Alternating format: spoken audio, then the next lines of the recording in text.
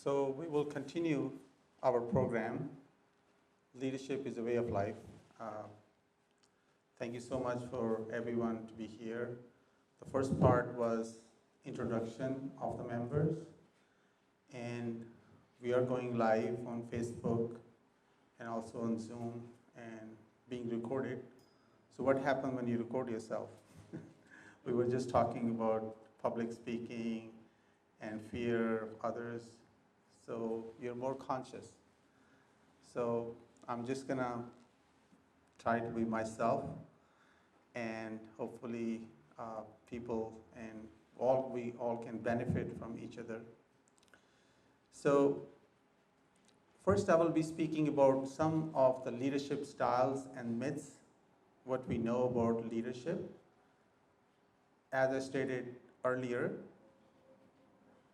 throughout my life I've seen people who are leaders at different organizations, companies, head of the Islamic centers, imams, community leaders, head of the groups in the hospital, the chairman, the presidents. We learned about leadership from these people. This is what we know. And sometimes you realize where did that come from? It started with military and industrial age when people needed someone to guide them and help them and be in charge. You realize that what happens in a company, at a group, if you are good at your skills, they will promote you. And people will come to you because you know skills more than other people. And then you realize that you are head of the group. So you are good at what you do. That's why they made you a leader. But at the same time, you never had the training how to lead people, right? Because there are different skills and different responsibilities come to play when you are in charge of an organization. You have to learn about people, how they can work together, and how can you facilitate them, how you create an environment. Brother Jamal was talking earlier about environment. Environment plays a key role in leadership, how we develop an environment which is more safe for people to express, to share their ideas, and they're not afraid.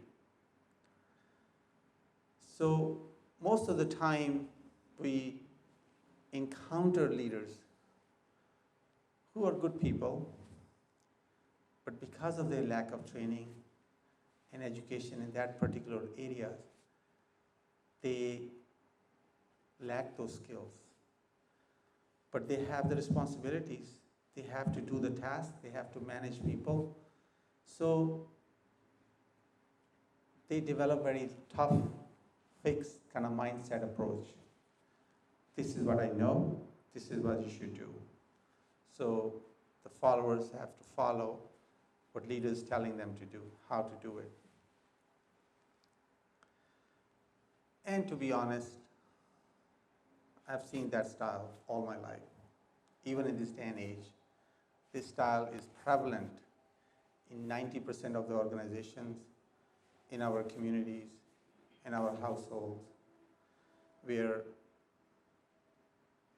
people are very much autocratic style of leadership, I call it. They have this kind of model they practice. This is all they know. And they just trying to give orders and want people to follow you. What this does to the followers is not good. When I was growing up, in my college, in medical school, in my training, I've seen this all. I'll be so afraid sitting in the classroom that teacher's gonna come and ask me questions. and I will stutter sometime. I have a speech disturbance. That I won't be able to answer and people will judge me. That fear stays with you. And that fear will cripple you. And you're not at your best. God has given us talent, has given us potential. We have so much hidden potential and talent within us, but it's not properly nurtured, doesn't come out. So you're not at your best self. And you may never figure out your potential. Because what the society and the communities and our culture teach us, okay, you have to do good in school, you have to go to good college, then you have to find a good job, then you have to, start your family and buy a house, good living, put your kids in good school, and the cycle continues. And we get so busy in that path that you don't realize, do I really like my job? Am I really happy? And you get so busy in that cycle and get trapped, then you don't know how to come out of that. And you start disliking your job. Give you one example.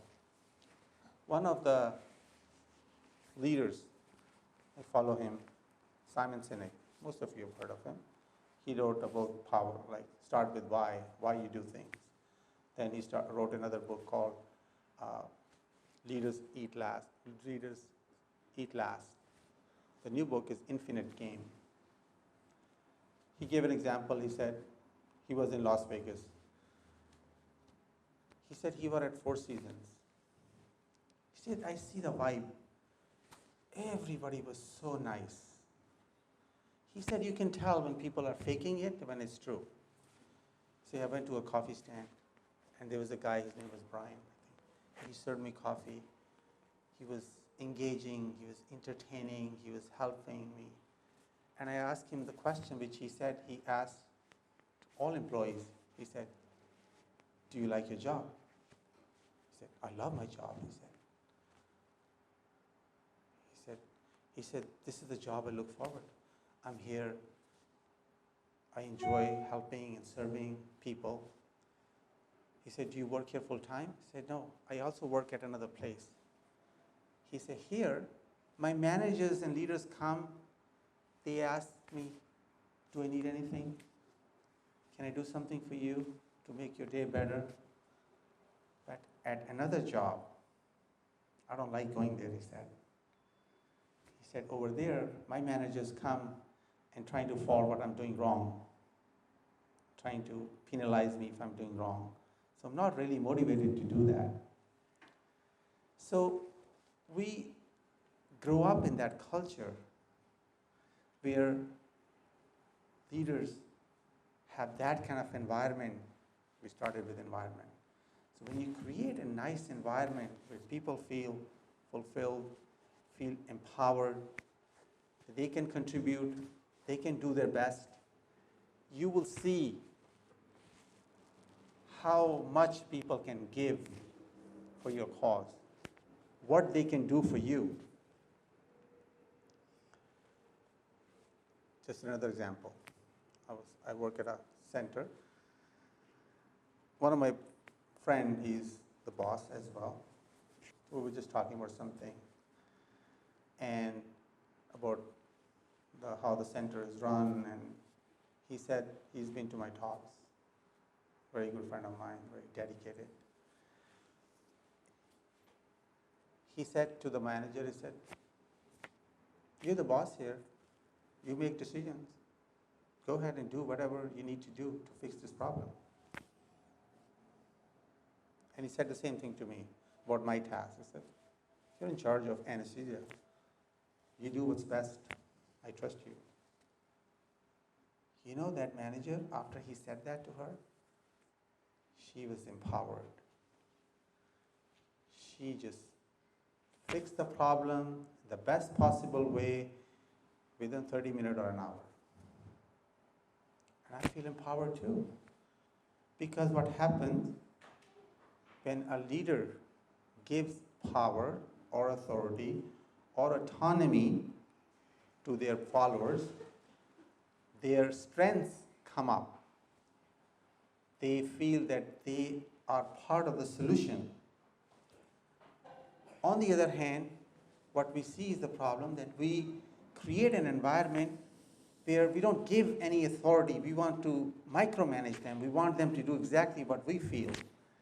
And they don't like it. They think, nobody cares. It's time to go home. They wait for 3 o'clock. They wait for Fridays. They wait for weekends. It's time, thank God it's Friday. Most of us are out there, right? So when you grow up and you work in that environment, it's very toxic. And you bring that toxicity at home. Imagine what families have to go through. Problems at work, they bring at home, they discuss. It takes their mental satisfaction away, and they just don't know what to do. And it gives them a lot of disincentive and creates a lot of trouble and stress. We'll talk about stress later at home. That stress will bother you, affect your health, affect your family life. So this is very generic and very common and systemic problem. It does not even affect you. It affects families, communities, and society at large, slowly. We don't realize the impact of bad leadership. Nelson Mandela, most of you have heard of him. He was one of the greatest leaders lived in the world. Somebody asked him, how did you learn about leadership? What is leadership? He said, when I was growing up, my father was a tribal chief.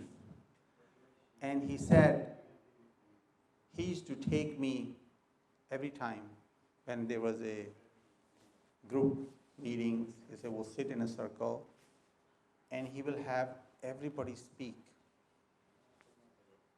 in the tribe. Although he was the leader,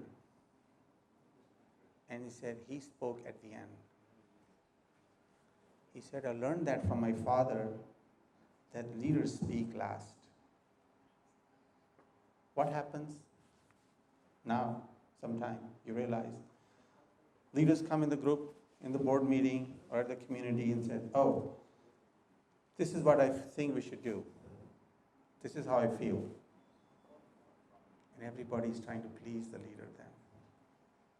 They're trying to manage their opinion, their feedback based on what the leader wants. Because he doesn't want to disappoint him, because a lot of time, a lot of things are connected to that relationship, your work, your job, your paycheck, everything.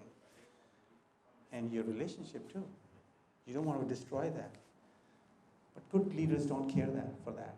They want to inspire ideas. They want to learn, and they understand the problem, the nature of the problem in a much better way when they hear from the group first. And then collectively, they make a decision. A little bit about science of power, what power does to a leader. And there's scientific proof for that now. We'll see, we have seen many leaders doing great things, have good intention, wanted to do the best. But when they come into power, what happens? They're different people. They have different priorities. That's what they call leadership is very alone, because they don't have any friends left. They said power, we've heard the word power corrupts. Absolute power corrupts, absolutely. A leader with power, what power does, they're more goal-oriented. They have a mission, and they are focused towards their mission, they are less people focused. They become less people focused. And they are less focused towards the planning. This is what we should do. I think we can do it. All those financial companies who had a big loss, they knew things were going down, but they didn't believe that. They just kept on going and making mistakes because they thought in their mind that they're doing the right thing. The financial industry collapsed in 2008, 2009, Enron, with big financial companies, AIG. These leaders thought that they know what they're doing. But you want to have people in your team who can put brakes, and you want to trust them, said, I don't think we are able or capable to do this, all of that which you want to achieve. Maybe not all at the same time. Because leaders just wants to keep going, to do. And also, as I said, leaders speak last. In my example with Nelson Mandela's story, that a little bit of a gesture from leader creates a lot of stress with the followers. If a leader says, can I meet you privately? Everything what they do and say, it amplifies. Imagine, fellow colleague, you say, oh, can I meet with you? Sure. A leader says in front of others, oh, maybe something's wrong. Maybe he did something wrong. Maybe he has something to say to me. Everything what they do amplifies. So this is what they learn, and we learn for the science of power. So now I'm going to just share a little bit about my story. I mentioned, why do I speak about leadership? What are my goals? What am I trying to achieve and help out? There are two reasons. One thing I've seen growing up, how my abilities and my talent was not fostered, was not nurtured. And many people, you're watching, probably one of them now, realize that nobody looks after me. What talent do I have? What can I contribute? What is my passion? Because the true leaders develop other leaders. They help them, coach them. So I realized that it worked out for me that there are a lot of books. I brought it here for you to take a look and share. 6 Pillars of Self-Esteem was one of the best books which I learned about confidence. And then my journey started to learn more about myself and learn more about different leaders. I was fascinated by success. With financial success, I thought nothing really changed in my life. And some doctors are sitting and some of you are watching, and you probably realize that you're still the same person. Yes, you may have more things around you, but these things are not going to give you fulfillment and happiness. And I had the same experience with me. And I realized I started to study about success, self-help, leadership, started to organize groups and started to talk about this concept, how to educate people about true leadership, and also what can you do to learn about yourself and develop talent and abilities and nurture that, create an environment for yourself so you are happy, you are empowered, that you go to work happy. You can't wait to get to work because that's the place where you're at your best. You contribute, you feel happy, you come happy, and that happiness is contagious. Then you are balanced with your family. You're not distracted at home after work. So, and also realize that how people quote success with fame and position and power and money. And even winning is really not a criteria. If you set a goal, you have a goal to achieve something, but you have to do things to achieve your goals. You have to set priorities, discipline yourself to achieve what you plan to achieve. But even when you achieve those things, it doesn't really end there. Leadership is, as Simon Sinek says, he says it's infinite. This game never ends. As when you go to gym, you want to lose weight, that's one of your goals, and you work out, you discipline yourself.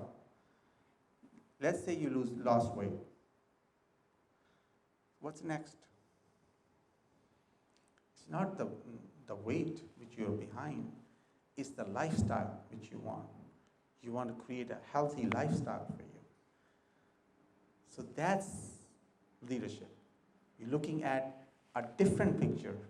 You're looking at a different numbers. Yes, it doesn't give you instant gratification, right? We want to see the numbers on the weight machine go down, feel good. But sometimes leadership is boring. You have to go through the routines. You have to be patient. Parenting, same way, right? You don't say, oh, I've done my job, I'm done with parenting. Never ends. You're always teaching, you're always improving. Your kids are always learning from you. Same thing with education. Never ends. You finish your college, you finish your degree, but you never stop learning. So this is how leadership is about. And all of you, from now onward, I'm going to call you my fellow leaders. All of you, in your introduction, you've proven that you are a leader. You're already contributing, because leaders are the people who look at things differently, who create different environments and create and find out more about themselves, how they can serve, what they can do differently to do better. That's leadership.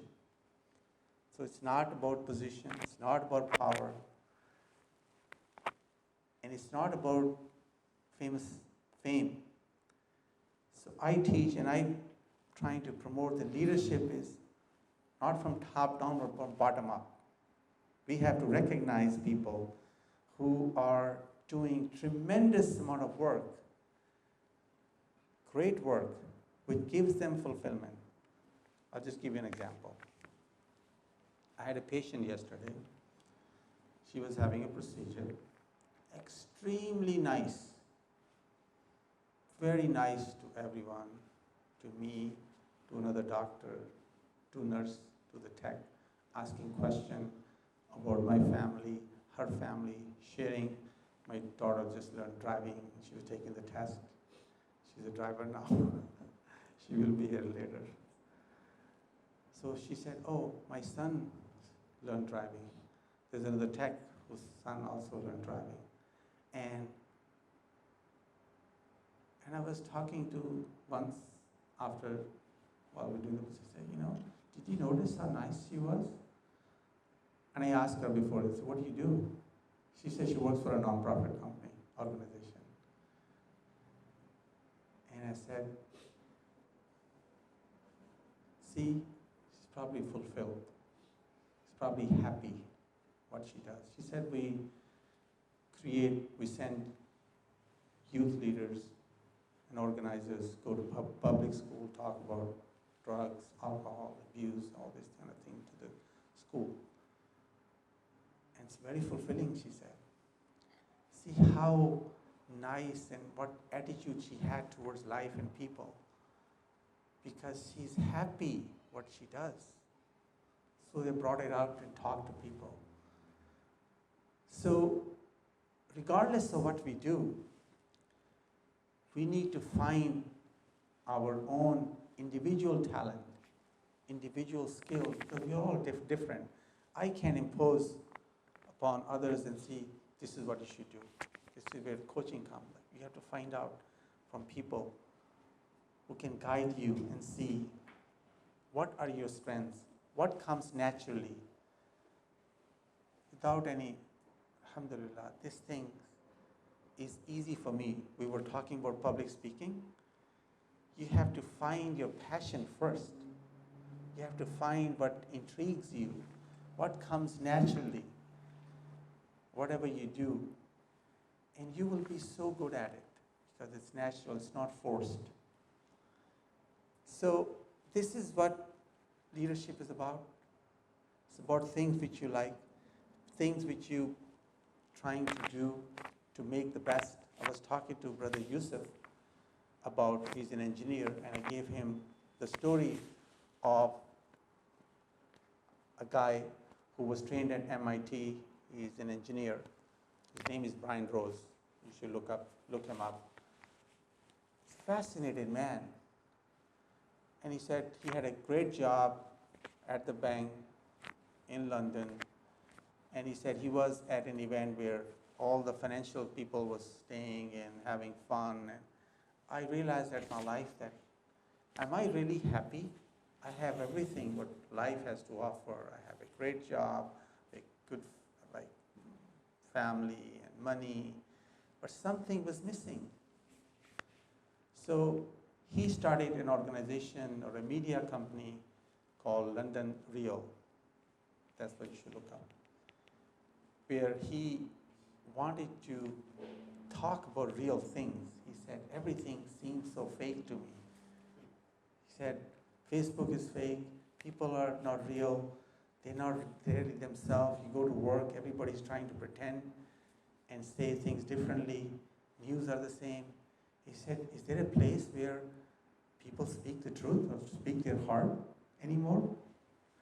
So he said, I'm going to broadcast and talk about this, what real things are. So he invited people at his broadcasting company and he interviewed them. He interviewed many, many people. Had engineering background, but he found his passion. He found his cause. And he empowered other leaders, empowered people in that capacity and help people around the world. There's LA Real, there's Houston Real, there's so many communities and countries, millions of people follow him. Started with one thought. He realized, he said, he looked at it and said, I have an engineering background. I would spend life spending at the factory and seeing how cars are made. This is not what I want to do. This does not give me fulfillment. So you have to find your niche. You have to find things which inspire you, which motivate you, empower you on a daily basis, and you go for it. Of course, it's not easy. Life is going to be challenges. We will talk about those things. So leadership is never-ending path, basically. As Imam Ghazali, we learned from our teachers, Sheikh Yahya wrote us, he says, learning is from cradle to grave. You always learn, you always improve. It's an infinite journey. There is no retirement in leadership. You keep on going. So find your purpose and mission and continue doing that and see how your life will change, how you will benefit. Moving forward, I will be speaking about some of the tips you all are interested to find out. How can we improve our leadership style and techniques and things which we like to improve about ourselves? Leadership starts with you. And this journey is not going to be easy. Next slide. So you see that no pain, no gain. We heard this term. You have to put effort. You have to struggle. You have to find about yourself. You will encounter failures. You will encounter challenges. But once you know what motivates you, what drives you, that will keep you going and you do not give up and realize that all good things don't come easily. Everything takes time. So, if we want to start this journey, where do we start? What do you think, Yusuf? Assess yourself. See where you are at. Starts with you. So the leadership starts with you. First, you have to lead yourself, and then you can lead others.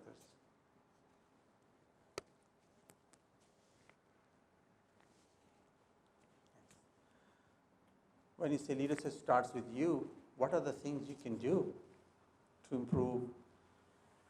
There are 5 domains, because your body, your mind, your spirit, socialization, it's all included in that. And you've seen me talking in the past, some of you, that what are those domains? You really can't ignore them.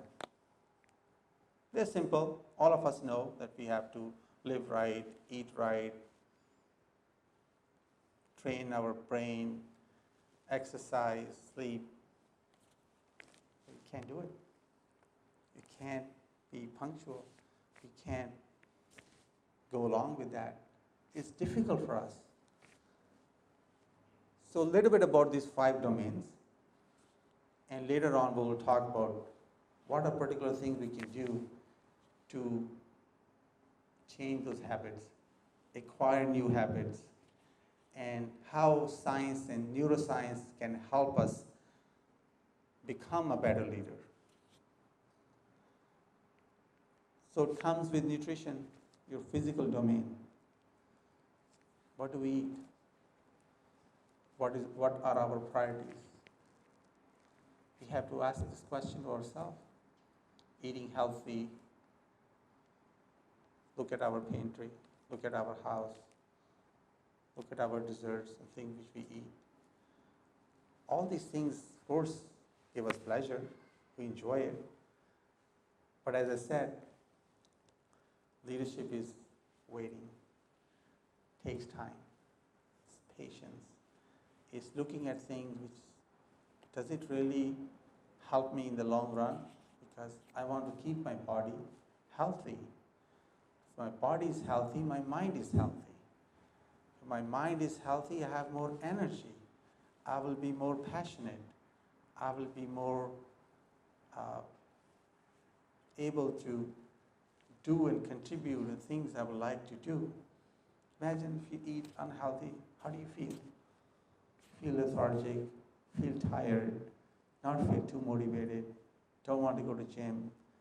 So just basically this whole cycle continues. We'll talk later about how these habits are ingrained and we are so much hardwired by our habits and thinking, and later what we can do to change them. So those domains of health and knowing, eating right, and discipline yourself, it's a struggle, as I said. It's not about winning or losing. It's not about losing just weight. It's developing a healthy lifestyle. Same thing with fitness, physical fitness. Lots of advantages, not only just to lose weight, it gives you mental energy, mental clarity, you feel good. 3 days a week, 4 days a week, you have to be consistent. I always say to people, my family, and to myself, I say, consistency is more important than intensity. What we do at the beginning of the year, we make those New Year goals and resolutions. We want to go to gym, we get membership at the gym, we want to eat healthy, and we go all about it, all the way. We push ourselves. But what happens in a month or two? The momentum goes down, and you're tired. because your body and your brain is not hardwired for that. You go back to your default situation very quickly. That's why later on I will talk about how you can wire your brain and develop new patterns and connections in your brain so you can develop these good habits. So we will speak about it. Sleep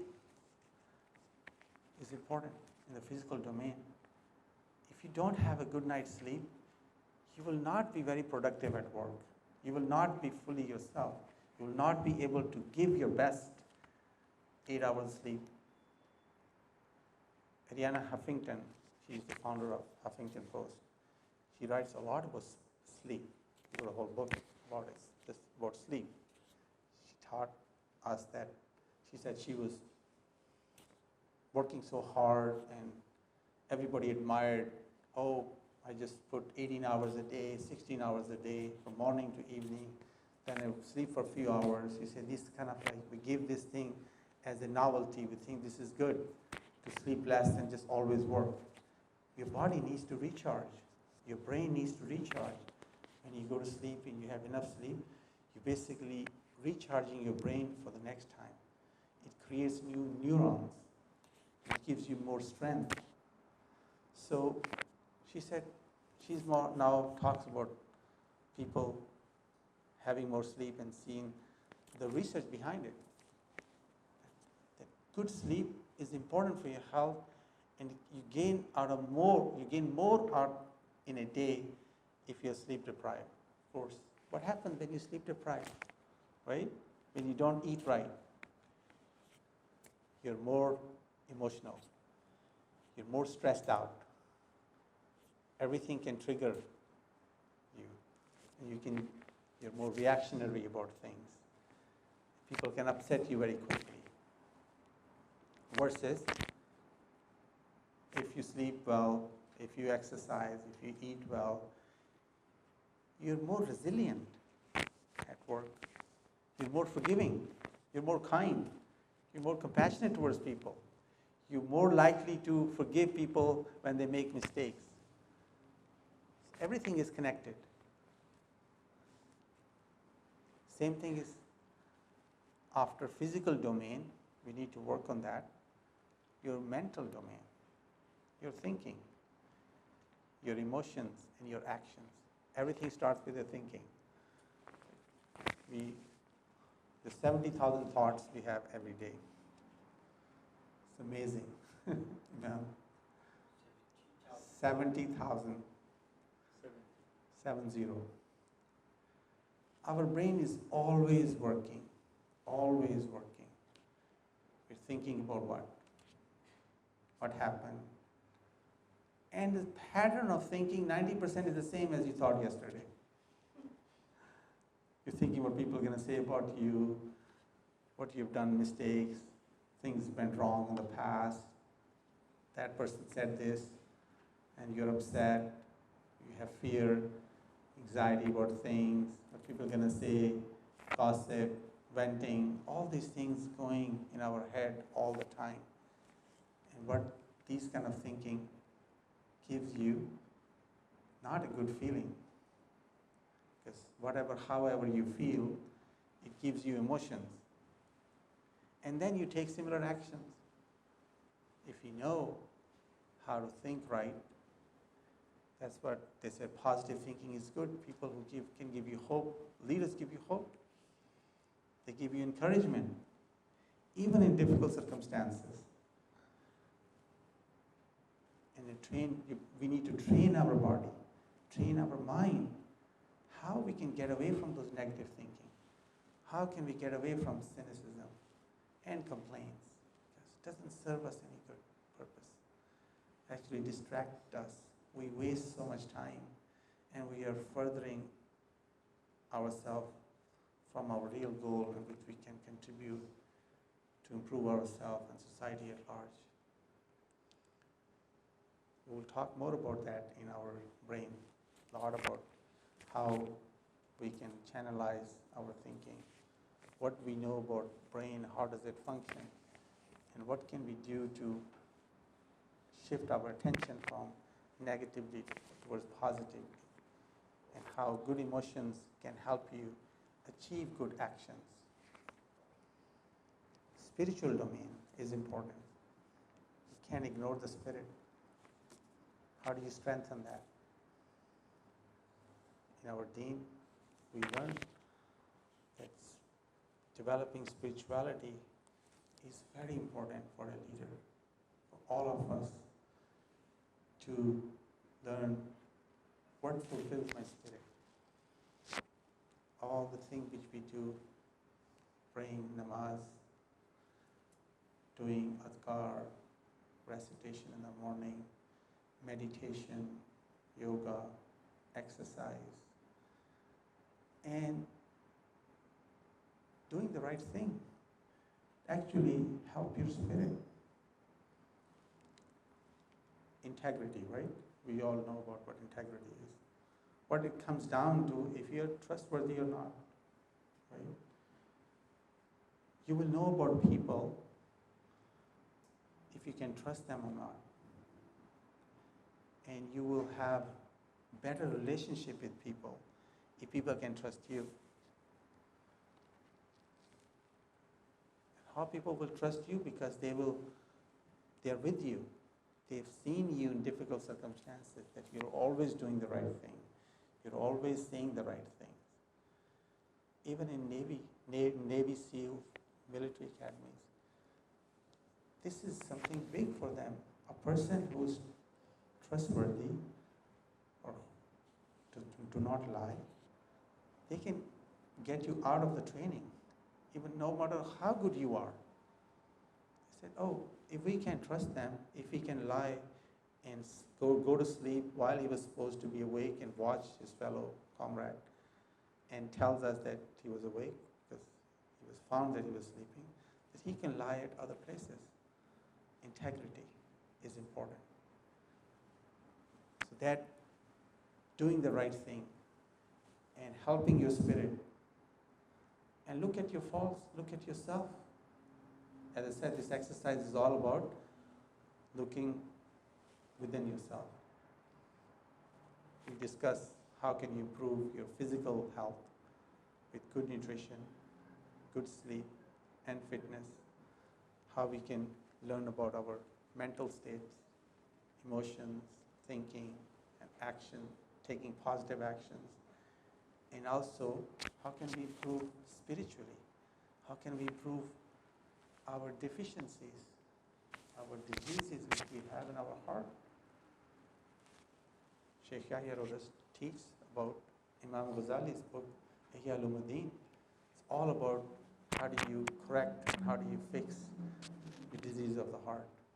Because if you're cognizant of what's wrong with you and what can you do to improve yourself, then you're a better person. You feel good. That gives you fulfillment. If people can trust you. And God looks at your spirit. God looks at your heart, how good you are. So we need to work on this every day. It's a process. Same thing as intellectual domain. Our brain, all of you are here today and watching. You want to improve, you want to benefit yourself, you want to see what good you can learn, anything you can learn. In our society, we have information overload. So many things at our fingertips. But how do we, sometimes we get lost, we don't know what to do. I was talking to Brother Yusuf, I said, so much is out there now. People are conflicted. They don't know. That's why they have a hard time figuring it out, their passion. Everything attracts them. You know, some friends, they say, he wanted to do business, and he wanted, about Brian Rose. He tried to learn the airplane, that didn't work, and he didn't like it. Then he started working at the bank, that didn't intrigue or help him. They keep on changing because there's so much out there and everything looks appealing. So, I want to do this, I want to do this, I want to do this. And we have information on cognitive overload. Our brain is not designed to handle that kind of stress on every single day. We have to calm our brain and do things slowly, find out about ourselves, what can we learn and what can we do to intellectually stimulate our brain. So learning is a big part in leadership development. That's what they call leaders are readers. Tony Robbins, that's what his mantra was. He said, I didn't have teachers teaching me. I just learned by reading books, attending seminars, finding good people. Jim Rohn was his teacher. He said he learned all by just reading. Nowadays there's some of the books I brought out here. And finding your niche. There are 3 books sitting here: Essentialism, One Thing, Deep Work. All about finding what attracts you, because you are at a stage where everybody's doing everything. But if you find your passion and narrow your focus on fewer things, and you will really get good at it. And learning is part of everyday life. They said if you spend an hour every day learning about your task, what you do at your profession, in 5 years, you'll be ahead of the game. Because everybody is not doing the same thing. But it's boring, right? It's not fun. Doesn't give us instant gratification. We are at a stage where we want things very quickly. Most of you have heard about the research they've done at Stanford a long time ago about marshmallow test, right? Marshmallow study. So basically what they did, they put a marshmallow in front of young little kids and say, if you wait for 10 minutes, you'll get another one. And they videotape them. And if you can't wait, you'll just eat. After 10 minutes, they watched them. Some kids were licking, smelling, and all those things were happening. And they were so intrigued. And some kids just didn't wait. In a few minutes, they would just gobble the whole thing. But there were few who waited for 10 minutes. So they followed those kids later. How do they do academically? How do they do financially? How do these kids do in his married life? I think it was many, many, many years, 60, 70 years, I think. That study was done very long, like long time ago. And they seen the difference in people. People who waited, who were patient, they were good academically, they held the jobs, they held relationships, they contributed more towards the society. So they were more successful versus people who couldn't wait. Because your body, your mind wants it. And of course it depends upon the person. Some people are more patient than others. We learn about temperaments, right? Temperaments, there are certain kinds of people. Some people are melancholic, some are sanguine. Sheikha, his wife, she's Hakima, very good. Teaches us about all our human temperament. This Hakim Saab becomes Hakim Salim. He's a pioneer, and he comes from England. He's coming in March. He gives training to people about treatment of the herbal medicine. And he talks about temperaments. We learn from him that all of us are different. We all have different temperaments. So it means we are all unique. We have different kind of skills. I can't expect somebody who's introverted, not too outgoing, but you're very outgoing. MashaAllah. So not everybody's like that. And I expect others to be like this. But if you understand their temperament, some people are more recluse. I'm kind of introverted too. But if you understand their nature, this is how God made us. The idea is to have a balance in our temperament. We don't want to be too much, because then it's not helpful if you're extreme in one temperament. So I was talking about the Marshmallow Study. So they monitored those kids. But being patient takes time, right? It's not fun. But the results are going to be slowly. You'll find these results gradually. Going to gym for a day or two or a week or months, not going to do much. You don't physically see some changes right away. Yes, in the long run, you'll see a change. And that will be more sustaining because your body and your mind is used to this lifestyle. We'll talk later. They say it takes 66 days to change a habit. Some people want to take like 100 days. Not 40. The science thought it was 21, 40, but a lot of research is showing that it's 66 days. So going back to our leading ourselves and spirit, it's a daily effort. And intellectual domain is very important. How do we learn? Spend time for learning, micro-learning, distributive learning. We have so many things on social media, on our phone. We can use this towards our improvement and benefiting ourselves. And same thing with social. Human beings get happy when they're around happy people. We are social beings. We are not supposed to live isolated life because they say there are mirror neurons when we are together and we are in sync. That's why I started the program of all of us to just share your thoughts and dreams and what you want to achieve and see, because now you're more connected. You realize the challenges all of us are going are pretty much the same. So social domain, finding right kind of people, finding the right company.